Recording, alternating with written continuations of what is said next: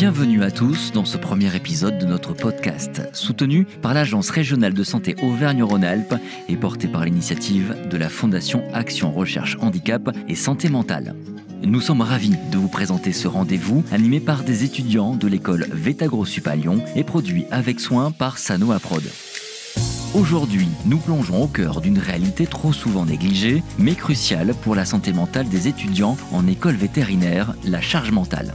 En tant que futurs professionnels de la santé animale, ces étudiants font face à un environnement exigeant où les défis académiques s'entremêlent avec des aspects sociaux et environnementaux complexes. Selon un rapport mené en 2022 par l'Association internationale des étudiants vétérinaires Nantes et Veto Entraide, 15,4% des étudiants songent parfois, voire de nombreuses fois, à abandonner leurs études. Les témoignages de ce rapport, issus des 4 écoles vétérinaires françaises, sont particulièrement forts. Insomnie, angoisse, stress presque paralysant en temps de partiel, déprime ou encore burn-out. Tous ces sentiments sont également partagés par les étudiants agronomes. Entre les cours intensifs, les stages pratiques et les responsabilités cliniques, la pression peut devenir écrasante. Ajoutez à cela les défis sociaux, les contraintes de logement et l'équilibre délicat entre vie professionnelle et personnelle, et nous obtenons un tableau complexe de la vie étudiante en école d'agronomie et vétérinaire. Au fil de ce podcast, nous donnerons la parole à des étudiants qui partageront leur expérience, leurs défis, leurs stratégies pour faire face à cette charge mentale. Ensemble, explorons ce sujet crucial pour la santé mentale des futurs agronomes et vétérinaires, en espérant que ces échanges puissent également éclairer et soutenir ceux qui traversent des situations similaires. Restez avec nous pour une discussion sur la charge mentale en milieu étudiant, car la santé mentale de nos futurs professionnels est une préoccupation que nous ne pouvons ignorer.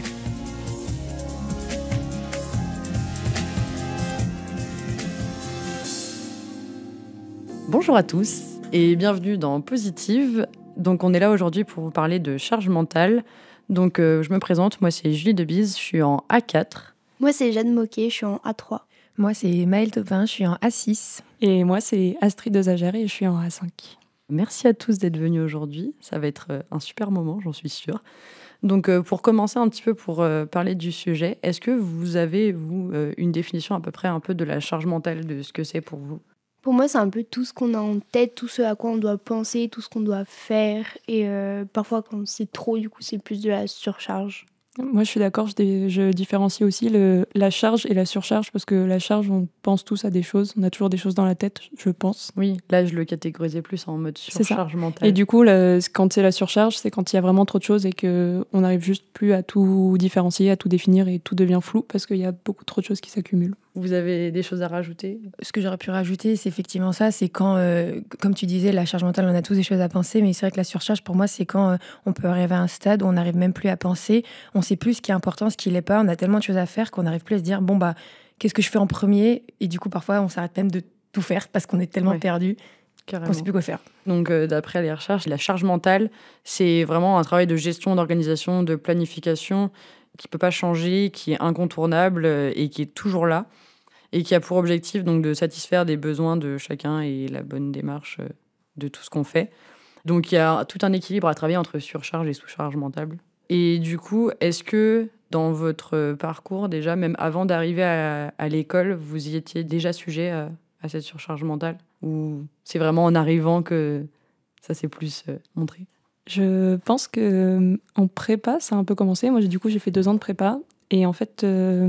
il y avait surtout beaucoup de travail et d'école. Mais du coup, je mettais de côté tout le reste. Toutes les activités extrascolaires, je les mettais pas en priorité. Donc, je pensais beaucoup à l'école. Ce qui fait que j'avais de la surcharge mentale, mais uniquement liée à l'école. Donc, je pense que j'arrivais plus facilement à trier les informations. Alors qu'en arrivant ici, je ne pouvais plus trop me permettre, entre guillemets, de sélectionner le domaine d'intérêt. Et donc, je pense que c'est surtout en arrivant à l'école, en fait, qu'on y est confronté parce que on a plein de choses à faire, il y a plein de choses qu'on doit faire et ça passe un peu trop vite, donc on doit tout combiner d'un coup et c'est là que la surcharge, elle s'exprime, je trouve. Moi, au contraire, je trouve qu'elle a commencé plus à paraître que toi en prépa, parce que j'ai pas mis de côté les activités extrascolaires en prépa, justement, parce que sinon, j'aurais pas réussi à tenir sur le long terme. Et parfois, j'étais en mode, le soir, qu'est-ce que je fais ? Faudrait que je révise, mais en même temps, j'ai envie de sortir. Mais en même temps, c'est le seul soir de la semaine où si je veux regarder une série, c'est mon seul soir. Et du coup, parfois, c'était surtout au niveau des week-ends, parce que la semaine, comme tu disais, on est quand même très focus court. Mais les week-ends, j'étais là en mode, j'ai beaucoup de choses à faire, les copains à voir, les machins. Je me retrouvais parfois à rien faire du week-end parce que je savais pas quoi faire. Donc, est-ce que je sors ? Est-ce que je regarde une série ? Est-ce que je vais voir un copain ? Je sais pas. Trop d'envie de faire des choses différentes. C'est ça, ouais. Histoire de sortir du contexte du travail tout le temps. Oui. Et à l'école, ça va, genre, est-ce que vous arrivez quand même à gérer un peu cette charge mentale ou rien que niveau cours, est-ce que maintenant que vous êtes à l'école, au niveau des cours, est-ce que vous arrivez à plus gérer toute la charge de travail que vous avez par rapport en prépa ? Est-ce que la prépa ou les cursus que vous avez faits vous ont permis de mieux gérer ce côté-là ? La prépa, ça donne une discipline dans le travail, je trouve, et on se rend un peu compte que on est obligé de travailler, donc je pense que ça motive. Mais en même temps, c'est des hauts et des bas, et il y a des semaines, des mois où ça va mieux, et d'autres où c'est un peu plus compliqué. Et en fait, c'est un peu, on se prend une bonne claque d'un coup, on n'en peut plus parce qu'on est vraiment en surcharge, et c'est à partir de là qu'on arrive un peu à se rééquilibrer. En fait, c'est une question d'équilibre, et je pense que ça varie beaucoup selon les périodes, ce qu'on traverse dans la vie, que ce soit à l'école ou même à côté, qu'on ait des partiels ou des événements dans la vie qui font que on est surchargé, on a beaucoup de choses à penser, et que le reste de la vie continue, bien qu'il nous arrive des choses en plus. C'est vrai que souvent, les étudiants, en tout cas, moi, autour de moi, j'entends beaucoup parler que les 3 semaines avant les partiels, ça devient vraiment intense. Quand on a des trucs en dehors de l'école, c'est encore pire, du coup, mais...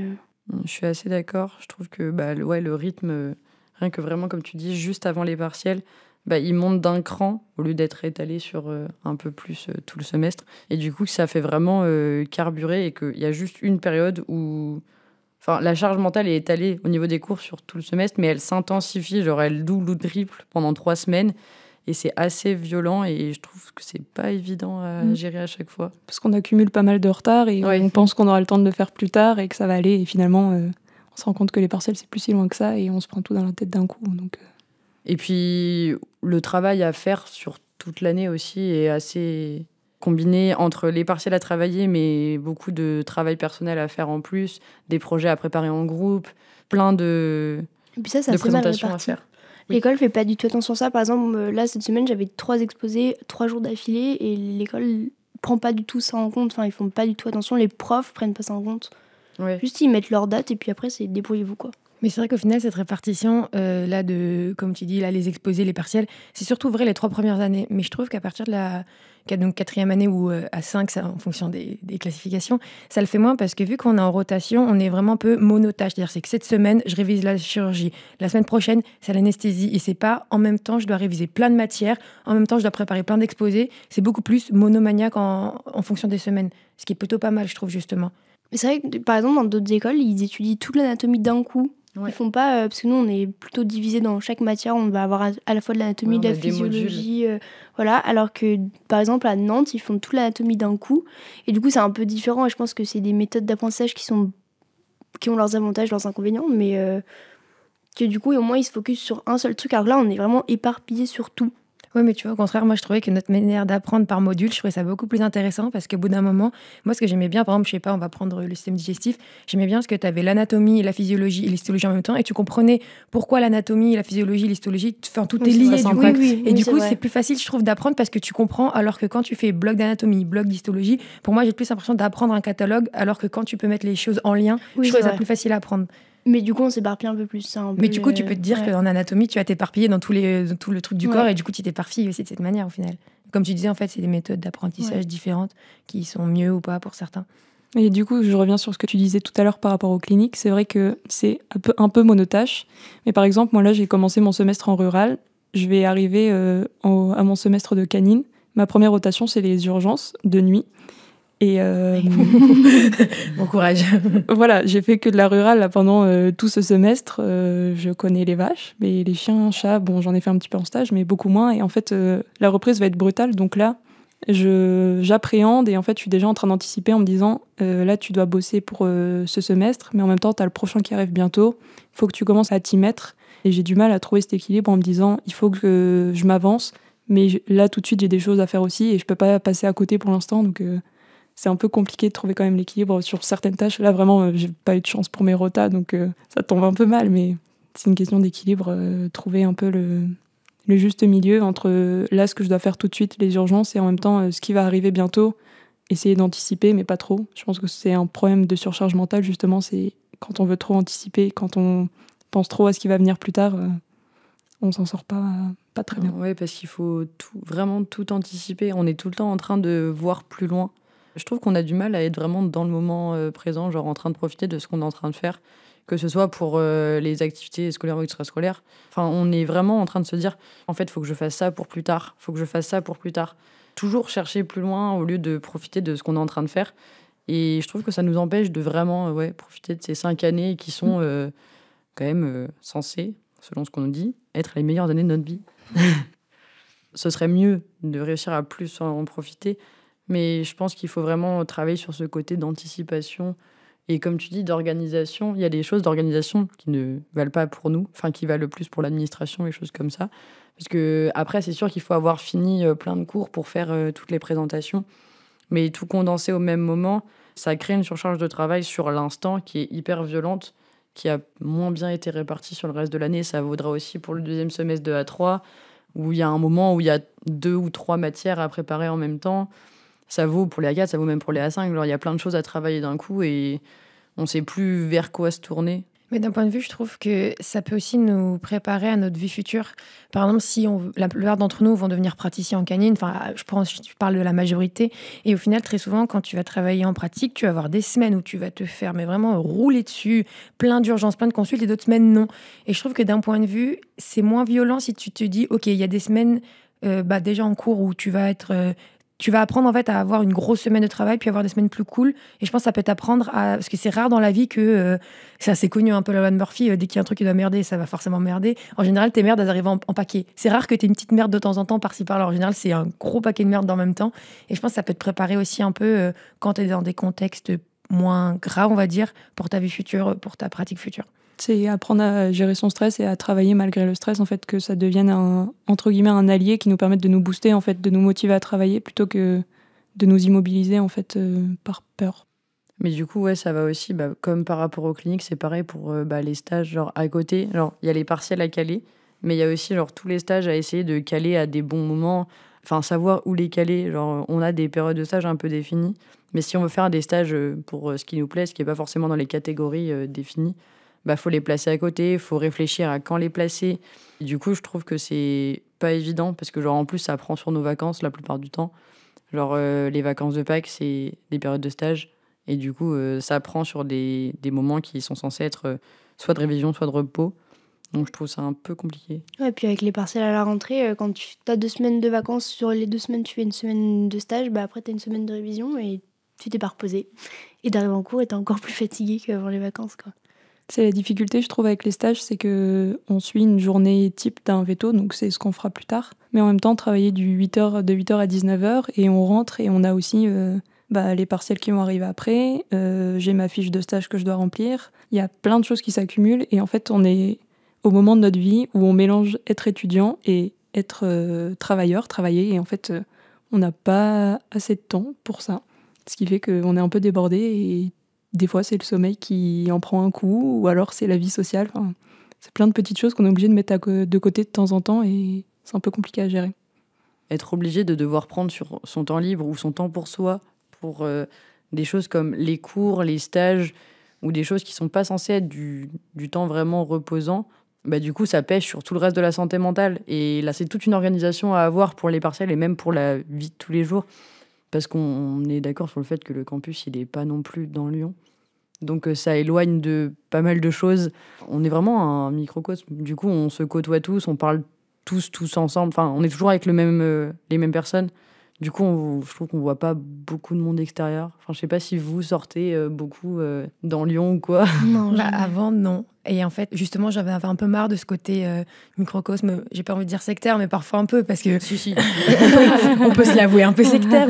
On parle... par exemple, quand tu es toute la journée avec des vétos, que tu vis avec des vétos, quand tu es en coloc avec des vétos, comme on est beaucoup, enfin, on vivait vétos, on mangeait vétos, on faisait tout vétos, j'en pouvais plus, j'ai tout fait. Et notamment, moi, j'ai trouvé peu un échappatoire avec le monde de la Faluche, qui est au final un monde pas si éloigné que ça que Veto, avec beaucoup de traditions comme à l'école. Donc là-dessus, c'était un peu rassurant. Mais en même temps, on sort une fois par semaine dans Lyon, on se retrouve. Je me suis fait des copains dans d'autres filières et tout. Et du coup, ça a été une libération parce que je vivais des choses qui étaient très similaires au monde Veto, avec des week-ends où on était 800 personnes, etc. Mais en même temps, ça m'a permis de rencontrer d'autres personnes et de sortir. Et parfois, en fait, je me rendais compte que juste sortir 3 heures, boire un coup, ou même pas forcément boire, hein, et ben après, quand je rentrais chez moi, j'étais « Ah, ça fait du bien, je sors dans Lyon, je vois autre chose, je parle d'autre chose que de Veto, c'est trop bien, quoi. » Je trouve que c'est super important de devoir prendre du temps hors d'ici. Enfin, hors de tout le microcosme qu'est l'école, autant les colocs que l'école en elle-même, parce que c'est toujours parler des mêmes sujets, comme tu le disais. Du coup, c'est vraiment important et primordial de se libérer de tout ça et de se dire que c'est pas grave de pas toujours être à l'école. Ouais, de se dire c'est ok de rater une boom, une soirée à l'école pour aller à Lyon et voir des gens différents. Quoi. Ouais, c'est vrai qu'on fait toujours les mêmes choses avec les mêmes personnes. Et en fait, c'est le problème d'être éloigné de Lyon. Enfin, d'être quand même à 30 minutes de Lyon en voiture ou en transport en commun. 20 minutes si t'habites à Tour-Salvagny, tu prends le train. Maintenant, je maîtrise pour aller vite dans Lyon. Mais ouais, non, c'est sûr que... Au bout d'un moment, enfin moi je sais que je suis que en A3, donc ça fait que 1 an et demi que j'expérimente la vie à l'école.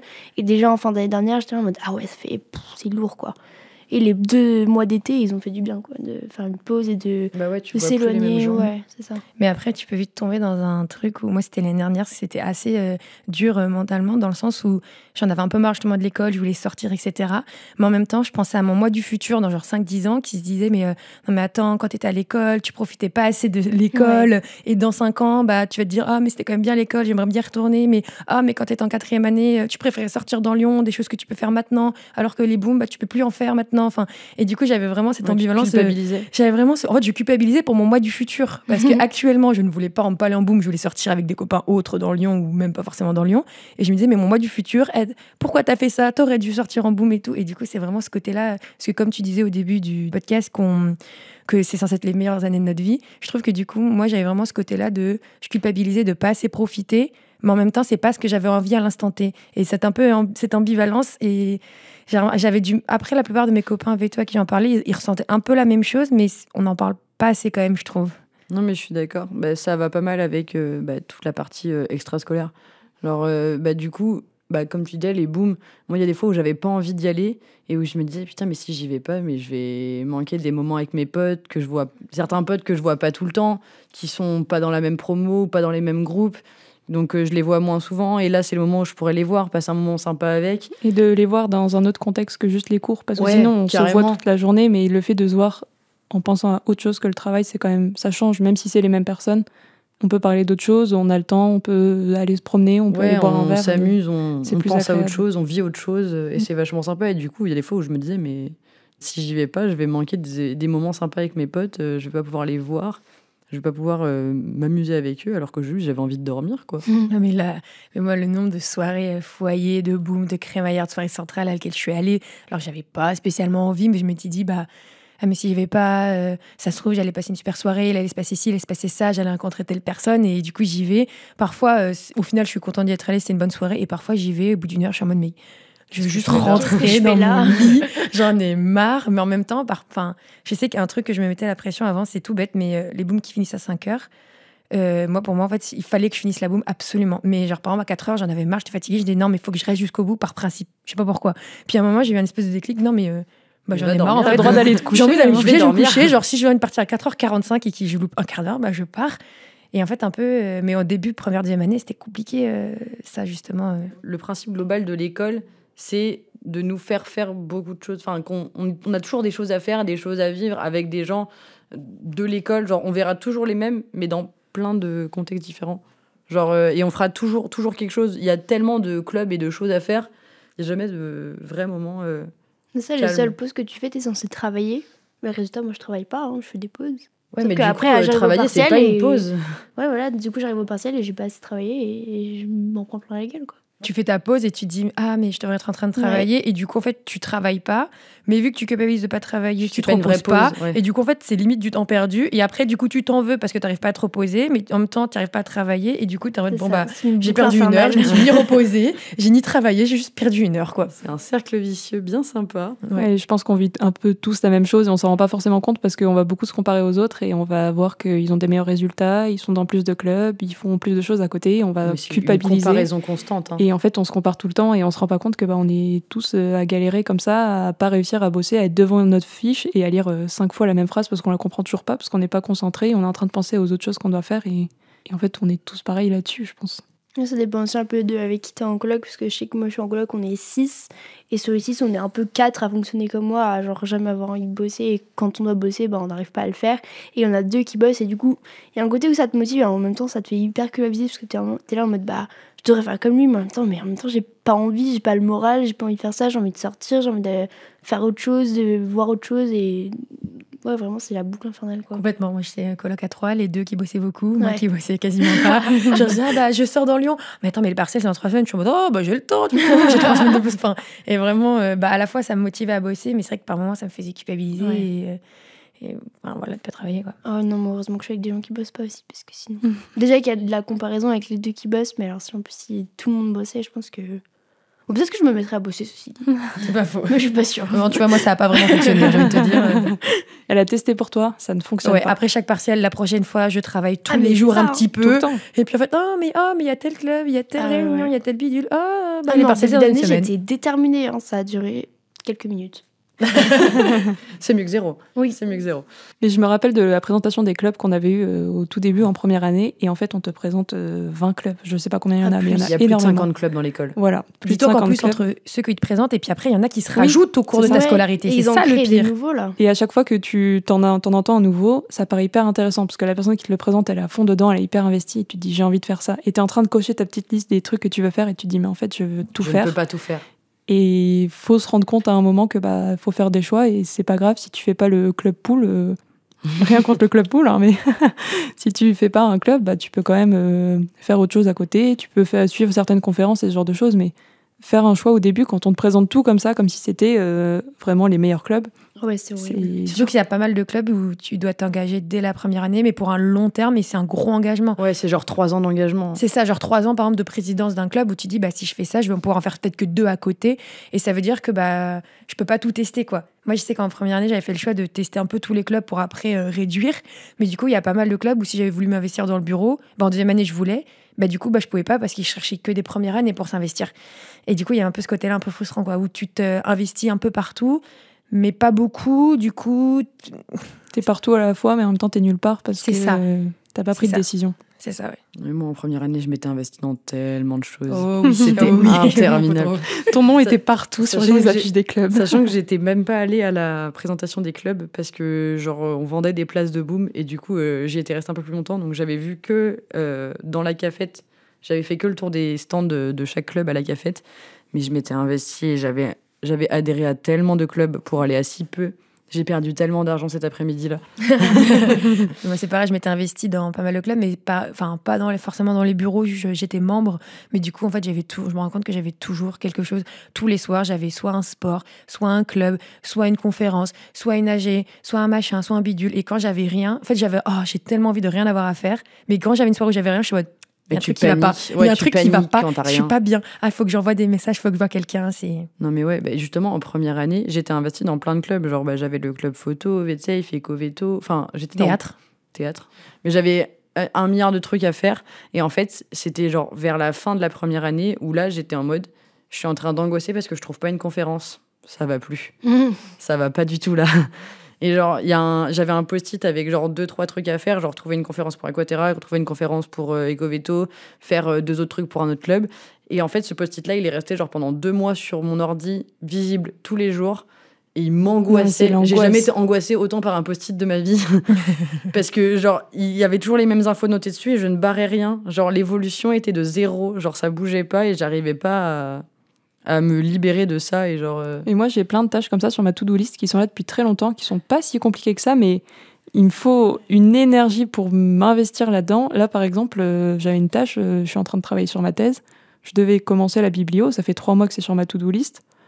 C'est pas facile quoi, de s'y mettre, alors que c'est pas si compliqué, hein, juste je tape sur internet, je cherche un petit sujet et puis voilà. Mais c'est des tâches qui sont pas si compliquées. Envoyer un mail, c'est parfois très compliqué. Alors que, mais ça m'arrivait de mettre des mois à envoyer un mail. Là, ça fait 1 an que je dois poster la confirmation de mon chien qui est un peu race. Ça fait 1 an et demi bientôt. Je ne l'ai toujours pas posté. J'ai juste à mettre un chèque, mettre à la poste, mais je ne le fais pas et je ne sais pas pourquoi. Alors qu'une fois que je vais le faire, je vais être tellement soulagée. Mais il y a ce côté-là de la procrastination à l'école, c'est... Et tu t'en veux, parce que une fois que tu l'as fait, tu te dis, mais c'était pas compliqué, pourquoi je l'ai pas fait avant. Mais ça, pourquoi je l'ai pas fait? Et c'est toujours la prochaine fois, quand j'ai un truc, je le fais tout de suite. Ça marche pas. Maintenant, du coup, je me mets des trucs, genre, je me dis... Tu les caches? Tu les mets derrière l'ordi? Non, c'est pas ça, c'est genre, si j'ai une tâche qui me vient en tête, au lieu de la mettre tout de suite sur ma to-do list, je me dis, si elle prend moins de 2 minutes à faire, je la fais maintenant. Je fais ça, moi aussi. Et si elle dure plus de 2 minutes, je la note. Si elle dure plus de, genre, 10 minutes, je la mets, genre, dans mon planning, genre, dans mon agenda, à un moment précis où je sais que j'ai du temps pour le faire. Mais si elle met moins de 2 minutes, genre des trucs à la con, mais des fois c'est juste, genre je vais monter chez moi, je vais poser mes affaires et après je vais aller faire autre chose et du coup ça va rester en bordel sur mon lit, un truc comme ça. Et je me dis, attends, faut que, genre, juste le ranger, c'est pas très long. Mais voilà, c'est pareil, genre pour les clubs, dans le post-it qui est resté pendant 2 mois, dessus il y avait genre envoyé un mail, mais c'était un mail qui était en plus super court, j'ai eu une réponse hyper réactive et tout s'est mis en place, mais d'une facilité terrible. Et du coup, j'étais en mode, mais j'ai mis 2 mois à envoyer un mail pour que ça se passe aussi bien.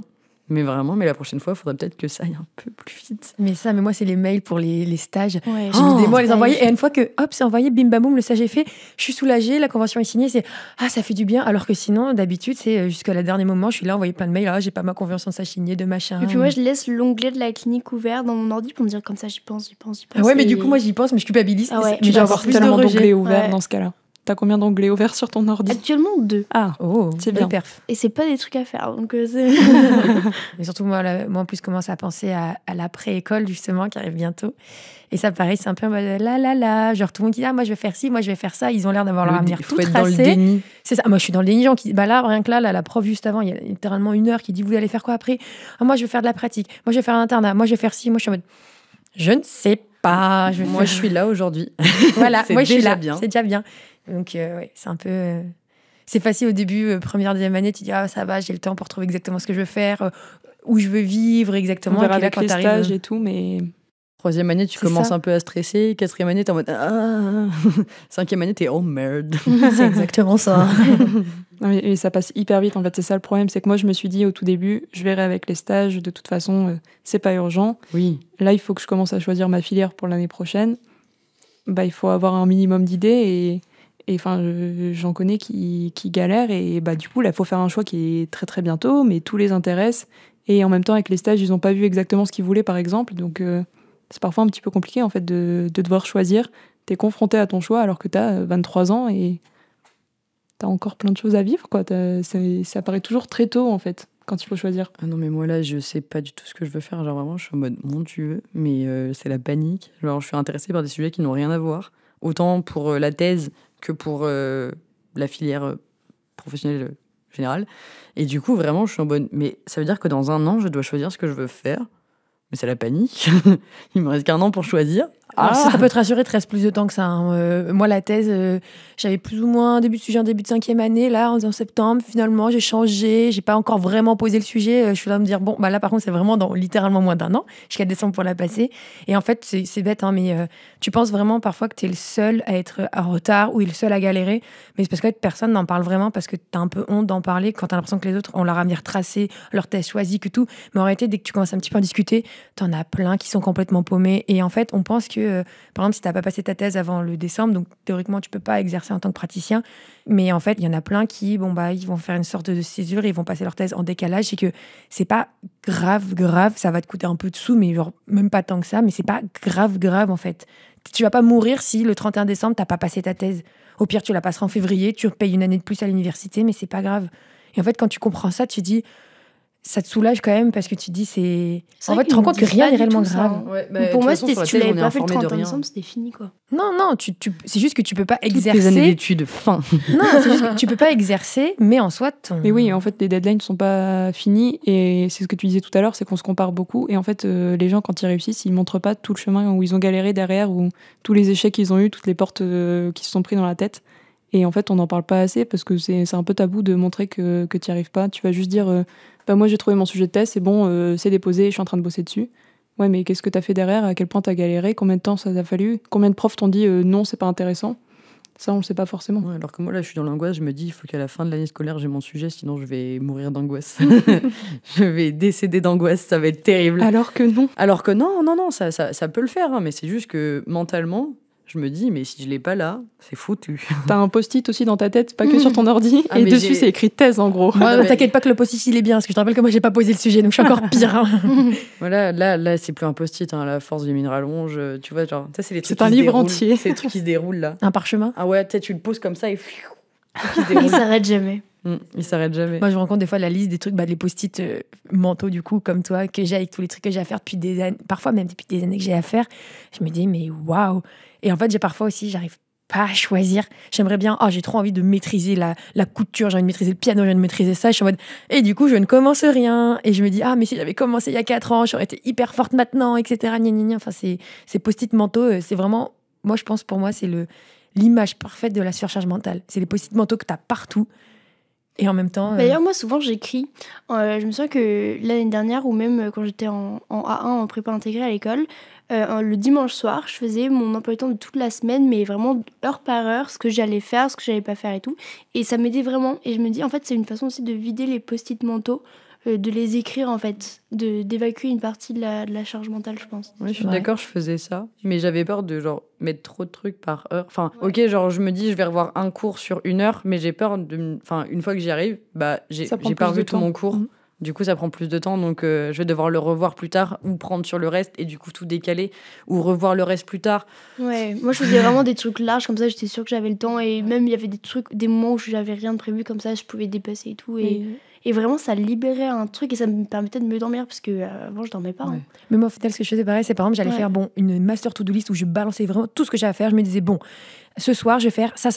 Ce soir, je vais faire ça. Et du coup, il y avait beaucoup moins de résistance, je trouvais. Je faisais ça là quand j'étais en stage. J'étais en stage pendant un moment et donc le soir, j'avais pas grand-chose à faire. J'avais pas les copains, j'avais pas Lyon, j'avais rien à faire, littéralement. J'étais en mode, là, c'est le moment d'être productif. Et je me rendais compte que je disais, il faut que j'envoie ce message. Je le faisais pas. Et quand je me mettais, ce soir, j'envoie ce message à telle personne, j'envoie tel mail. Et j'arrivais le soir, je faisais, allez, maintenant, t'as que des trucs à faire, tu le fais. Et je le faisais et ça faisait vachement du bien. Et je faisais que des trucs, par contre, réalistes. Oui, il faut pas se surcharger ses to-do list. list. Faut savoir se connaître. Tu mets 3 trucs, 4 trucs par jour, c'est déjà beaucoup. Ça. Parce qu'ensuite, tu culpabilises encore plus que si t'avais rien fait parce que tu pensais faire ça. Vaut mieux faire toute ta to-do list, voir si t'as l'opportunité de faire un peu plus que de faire une to-do list trop grande et te dire, putain, du coup, j'ai fait que 3 trucs au lieu d'en faire 8. Bah oui, mais 8, c'est pas faisable par jour selon les trucs qui sont prévus sur ta to-do list. Donc, il faut se laisser le temps de faire les choses, quoi. C'est très important de se connaître aussi, je trouve. Par exemple, un exemple tout bête, quand tu parlais de ton emploi du temps en prépa intégrée, moi, c'est du coup, par exemple, pour les révisions du concours veto, à la fin de ma prépa, j'avais fait un emploi du temps très précis en disant, de telle heure à telle heure, c'était le cours, de telle heure à telle heure, c'était le cours. Je m'étais dit, mais je me connais, il faut que je mette des pauses 5 minutes par là, pauses 10 minutes par là. Je me suis dit, le matin, je suis motivée, je vais mettre une matière où j'ai plus de résistance, que j'aime moins. Après manger, j'ai du mal à travailler. Du coup, je vais dire, là, je pars et mettre une matière plutôt facile. Et je me suis rendu compte que, même si j'avais pris du retard parfois sur mes révisions, vu que sur certaines autres matières, j'avais pris de l'avance, entre guillemets. Et par exemple, je savais que le week-end, c'était impossible de travailler. J'avais beau lutter, j'y arrivais pas. Donc je me dis, ça sert à rien. Je me mets 1 ou 2 heures par jour, même pas, au lieu des 8 heures habituelles. Et du coup, je culpabilisais pas parce que je savais que... C'était comme ton emploi du temps, donc tu respectais ça et c'était déjà ce qui était bien. Et tout rentre dedans, donc tu t'en sors quand même finalement. Moi, veto, c'est la seule fois où j'ai pu réussir... la prépa, c'est la seule fois où j'ai pu réussir à tenir un planning, j'ai une seule fois où ça a marché, j'ai fait 3 semaines de planning, je bossais 7 jours sur 7, de 8h à 19h, avec 2 heures de pause à un moment et 30 minutes à un autre, mais c'est tout. C'est la seule fois où j'ai réussi à respecter un planning, et le reste du temps, vraiment, je suis en mode, je suis surchargée alors que je fais 8h, 18h. C'est qu'après, ton planning, les autres fois, est peut-être trop surchargé et c'est pas réaliste. Là, comme tu avais vraiment la pression du concours et que tu avais plus que tout envie de réussir, ça marche. Les autres fois, tu as peut-être essayé de refaire un planning qui ressemblait à ça, sauf que c'est trop et, entre guillemets, la pression est quand même moins forte pour des partiels que pour le concours veto. Et puis je pense aussi qu'il y a, je sais plus, il y a une loi, je sais plus comment ça s'appelle, qui dit qu'en fait, la tâche, elle va te prendre le temps que tu l'octroies. Par exemple, si tu dis, je me laisse 1 heure pour faire le ménage de telle pièce, tu vas le faire en 1 heure. Mais si tu t'étais dit, je me laisse 45 minutes, tu l'aurais fait en 45 minutes. Et je pense que ça, c'est hyper important aussi à savoir, parce que tu dis, faut pas non plus se mettre trop peu de temps, mais ni trop non plus. Il faut vraiment savoir, et c'est comme ça que tu arrives à faire des bons emplois du temps.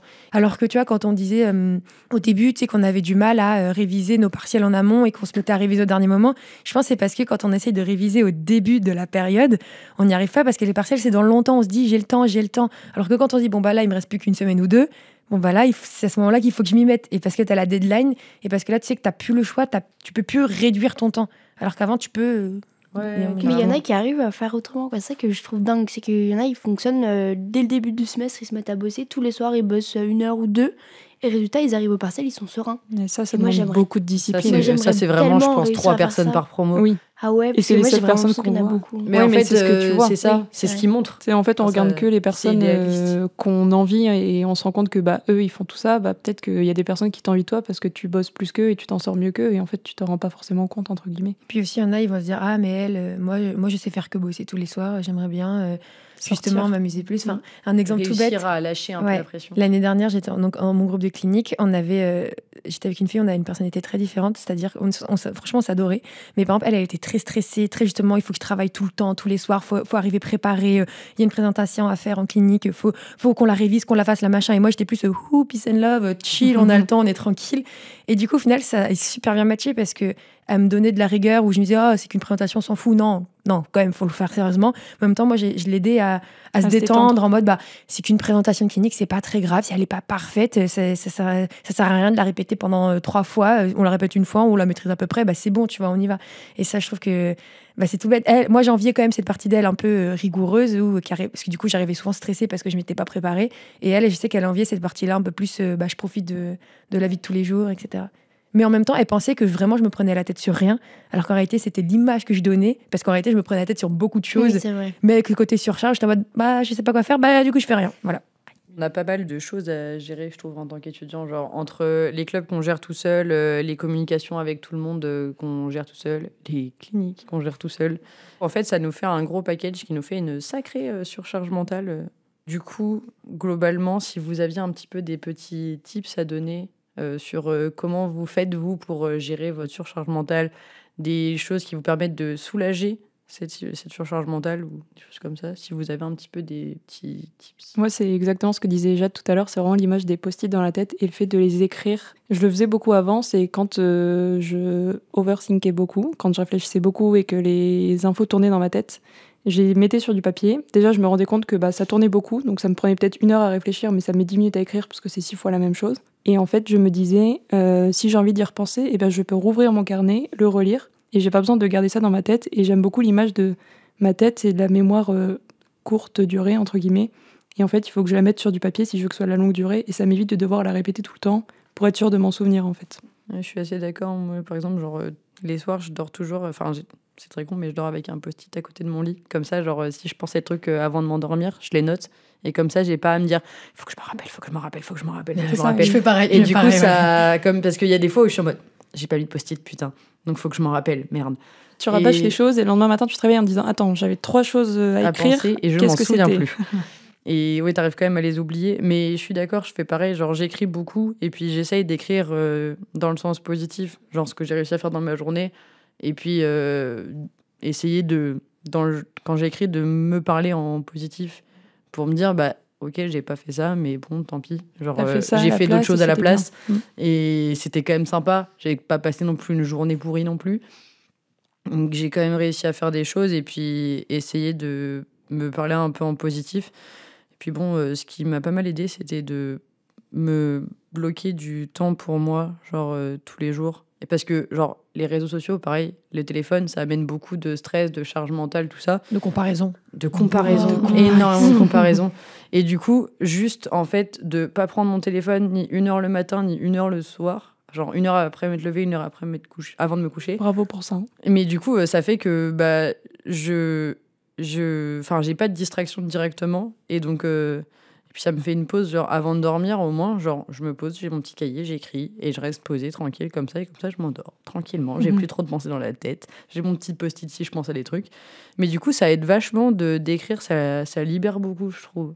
C'est se rendre compte que quand par exemple, t'es en train de bosser, tu dois faire une pause, sortir ton téléphone et scroller toute la journée, toute la pause. Disons-le, on le fait tous, mais en fait, quand tu prends du recul, c'est peut-être pas la meilleure façon de prendre une pause parce que tu vas revenir. Ton cerveau a continué à fonctionner pendant tout le long parce que tu réfléchissais à tout ce que tu as vu et tu t'es pas reposé. Mais c'est tellement agréable parce que moi je trouve qu'avant je disais j'en ai marre de scroller, je veux plus scroller. Mais en fait je me rends compte que j'aimais ça. C'était vraiment quelque chose que j'appréciais. Je me dis plutôt que de lutter et de culpabiliser, je dis là j'ai 20 minutes, j'ai le droit de scroller. Parfois même de mettre un minuteur. Et ça, tu dis et quand le minuteur sonne, j'arrête. Et vu que tu sais que tu as le droit et t'es pas là en train de culpabiliser en même temps, ça aide de fou. Moi quand je scrolle, je me dis il me reste encore 5 posts à regarder et donc les 5 derniers, j'y profite, je les regarde vraiment, je regarde jusqu'au bout et vraiment j'essaye de me garder cette discipline en me disant c'est le dernier, on pose le téléphone, ok, on a profité des 5 derniers, on s'en souvient. Des fois je me fais cet exercice en me disant c'est quoi les 5 derniers posts que tu as vus? On s'en souvient jamais. Moi le mode technique que j'avais c'était le 3-2-1. Parce que souvent, j'allais sur mon portable, je scrolle et je me dis, à 50, j'arrête. Ah merde, il est 52. À 55. Des fois, je me dis, 3, 2, 1, boum. Et hop, je mets le portable de côté. Et je trouve que le 3, 2, 1, des fois, où c'est comme t'es assis, faut que je me lève, faut que je fasse ci. Bon, allez, 3, 2, 1. Et je trouve ou me lever surtout le matin, de sortir du lit, ça donne de l'élan. Et du coup, t'as beaucoup moins de résistance, je trouve. Ça coupe ton cerveau, en fait. Ouais, là, maintenant, c'est maintenant et t'as pas le choix. Et en prenant l'habitude de le faire, ton cerveau s'habitue au fait que quand tu fais le décompte, faut vraiment le faire. Et du coup, tu gagnes en discipline, justement. Ça va bien avec le Pomodoro, où du coup, tu travailles 25 minutes avec 5 minutes de pause, ou 50 minutes avec 10 minutes de pause, ou... C'est un peu ce que je disais, tu sais, quand tu prends le temps qu'on tu t'octroies. Tu t'octroies un temps de pause, mais à côté, quand tu travailles vraiment. Et puis, il faut penser quand même que l'esprit, c'est pas un lieu de stockage. Vous n'êtes pas un disque dur externe. Donc, c'est vraiment... la tête, c'est pour de la création de trucs sympas. Donc, faut laisser son esprit respirer. Il faut essayer de se soulager de tout ça. Et reconnaître bien ce qu'on a déjà accompli dans la journée. Parce que même si on n'a pas fait tout ce qu'on avait dit, on a forcément fait d'autres choses. Parce qu'il y avait 24 heures dans la journée. On n'est pas tous restés comme des morts sur un lit comme ça à attendre que le temps passe. Donc, vous avez forcément fait des choses dans votre journée. Et juste un dernier petit conseil, pour vous enlever de la charge mentale, supprimez vos notifs de mail, au moins le week-end. Comme ça vous enlèvera une arrivée d'informations concernant l'école ou votre métier ou n'importe quoi qui vous pollue le cerveau pour pas grand-chose. Et faites des tris dans vos mails parce qu'il y en a plein qui servent à rien. N'hésitez pas, certaines personnes, vous pouvez les bloquer. Mais moi, je pense qu'un des meilleurs tips aussi que j'avais, c'était se connaître, en fait, parce que t'auras beau essayer de lutter pour bosser comme on disait, comme la comparaison. Si tu dis, je vais essayer de bosser comme Jade, ça va pas fonctionner parce que c'est pas comme ça que mon cerveau fonctionne, c'est pas comme ça que je fonctionne. Donc, se connaître, que ça passe par des discussions avec des amis, que ça passe par des thérapies pour savoir comment on fonctionne, je trouve que ça aide de fou, parce que du coup, moi, un exemple tout bête, j'ai été diagnostiquée hyperactive, HPI, tout ça, tous ces nouveaux trucs qu'on voit partout, je sais. Mais j'ai été diagnostiquée assez tard, au final, à 22 ans. Et en fait, je me rends compte que parfois, j'essaie de me rentrer dans le moule pour faire comme les autres. Mais en fait, moi, avec le côté hyperactif, j'ai besoin que ça enchaîne. Je peux pas rester. Par exemple, j'avais des copines qui bossaient toute la journée sur une matière. Moi, c'est pas possible. Il fallait que je change toutes les 45 minutes de matière. Sinon, je m'emmerdais et j'y arrivais pas. Et du coup, parfois, j'essayais de faire comme elle et je culpabilisais parce que j'y arrivais pas. Mais c'est juste qu'en fait, je ne pouvais pas fonctionner comme ça parce que mon cerveau est différent. Et du coup, se connaître, pour du coup pas culpabiliser si on n'arrive pas comme les autres, ne pas se comparer aux autres, très important. Tester en fait ce qui fonctionne, et une fois que ça fonctionne, une fois que vous trouvez ce qui fonctionne, tant mieux. Ça peut être le 3-2-1, ça peut être le Pomodoro, ça peut être de faire des listes, ça peut être plein de choses, les plannings très précis à heures très précises. Et puis juste pour finir, pour citer un petit témoignage, il y a une étudiante qui est en A6 et qui voulait exprimer qu'en fait, à cause des études, elle avait fait un burn-out à cause de la charge scolaire, extrascolaire. Il faut savoir que vous n'êtes pas tout seul. Et donc, juste pour vous donner quelques petites sources d'aide que vous pouvez retrouver. Donc déjà, rien qu'au sein de l'école, vous avez des psychologues qui sont là pour vous plusieurs fois par semaine. Mais vous avez aussi l'association VetSafe si vous souhaitez parler à des gens qui vivent la même chose que vous. Il y a la cellule d'écoute faite par les profs. Et puis, il y a des personnes de la scolarité si vous vous entendez bien avec. Enfin, il y a plein de monde qui sont là pour vous écouter. Et puis, plus généralement, pour les étudiants, au niveau de l'Académie de Lyon, il y a la Nightline, qui est une ligne d'écoute qui est mise en place par des étudiants bénévoles qui marche de 21h à 2h30 du matin, que vous pouvez appeler dans plein de cas possibles si vous en ressentez le besoin. Et il y a un site, c'est le site fage.org, F-A-G-E, qui répertorie plein de dispositifs de soutien. Et vous en retrouvez partout en France. Il y a même le nom d'une psychologue qui est ouverte tous les jours de la semaine et qui fait des consultations en visio. Donc, peu importe où vous êtes en France, vous pouvez consulter. Et si vous vous sentez pas bien, c'est important de vous exprimer sur le sujet, peu importe où vous êtes, le budget que vous avez, parce qu'on sait que les consultes de psy, ça peut coûter cher. Sachez qu'il y a des financements par l'État pour ça. Et un dernier petit conseil, prenez du temps pour vous, parce que la surcharge mentale, elle arrivera à être cassée si vous arrivez à prendre du temps pour vous. Et juste pour compléter ce que tu viens de dire quand tu as cité toutes les ressources d'aide, c'est que tous vos problèmes méritent d'être écoutés et c'est pas parce que quelqu'un est, entre guillemets, pire que vous en santé mentale ou a plus de problèmes que vos problèmes n'existent pas. Ça, c'est vraiment un gros problème. Vous avez le droit... Vos problèmes sont légitimes. Voilà, vos problèmes sont légitimes. Vous avez le droit de demander de l'aide, même si c'est pas grand-chose. Pour vous, ça peut être gros, donc vous êtes toujours légitime à demander de l'aide. Et il faut oser demander de l'aide et c'est pas une preuve de faiblesse, c'est même une preuve de force de savoir dire j'ai besoin d'aide.